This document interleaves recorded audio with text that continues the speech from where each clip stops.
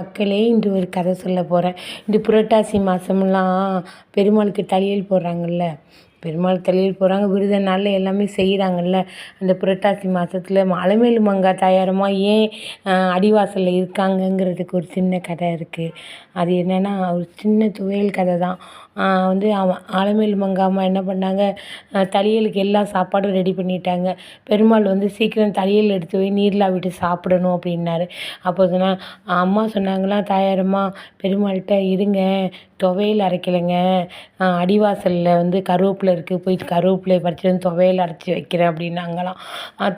பெருமாள் சொன்னாராம், நீ வந்து பொழுது போகிறதுக்குள்ளே வந்துடுவியா, பொழுது போகிறதுக்குள்ளே வந்தீன்னா தளியலுக்கு எல்லாம் நீர்லாவு, அப்படி வர முடியல நீ அங்கேயே இருந்துரு அப்படின்னு சொன்னேன். இல்லைங்க, நான் பொழுது போகிறதுக்குள்ளே கருவேப்பிலையை பறிச்சுட்டு வந்து துவையல் அரைச்சி தளியெல்லாம் முடித்து நீர்லாவி சாப்பிட்றலாங்க அப்படின்னுச்சு அம்மா. இந்த அம்மா போயிட்டாங்களாம்.